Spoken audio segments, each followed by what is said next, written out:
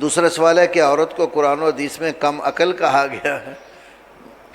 وہ ایک حدیث ہے، اللہ کے نبی صلی اللہ علیہ وسلم نے فرمایا کہ جو خواتین ہیں یہ ناقصات العقل والدین ہیں، عقل کے اعتبار سے بھی ناقص ہیں اور دین کے اعتبار سے بھی ناقص ہیں۔ یہ مطلق حکم دیا ہے، یہ نہیں ہے کہ ہر عورت ہی ایسے ہوتی ہو، بعض ایسی عورتیں ہوتی ہیں جو مردوں سے زیادہ عقل مند بھی ہوتی ہیں، لیکن وہ عمومی قاعدے سے ہٹ کر ہے، وہ خاص عورتیں ہوتی ہیں۔ تو عقل کے لحاظ سے کیسے ناقص قرار دیا کہ جہاں مالی معاملات میں ایک مرد کی گواہی ہوتی ہے، وہاں قرآن نے دو عورتوں کی گواہی ایک مرد کی گواہی کے برابر قرار دی ہے۔ دین کا نقصان جو ان کا بتایا وہ یہ ہے کہ ہر مہینے عورت کو پیریڈ آتے ہیں اور ان دنوں اس کی نماز بند ہو جاتی ہے، تو وہ دین کے اس لحاظ سے نقصان بتایا ہے۔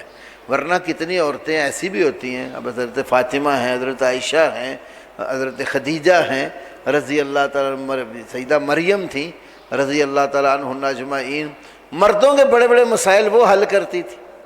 کئی دفعہ صحابہ میں مسائل میں اختلاف ہو جاتا تھا تو حل کروانے کے لیے ام المومنین سیدہ عائشہ کے پاس آ جاتے تھے۔ تو وہ ہے کہ یہ ایک عمومی قاعدہ ہے، تو عمومی قاعدہ یہی ہے کہ عورت عقل کے اعتبار سے بھی ناقص ہے اور دین کے اعتبار سے بھی ناقص ہے۔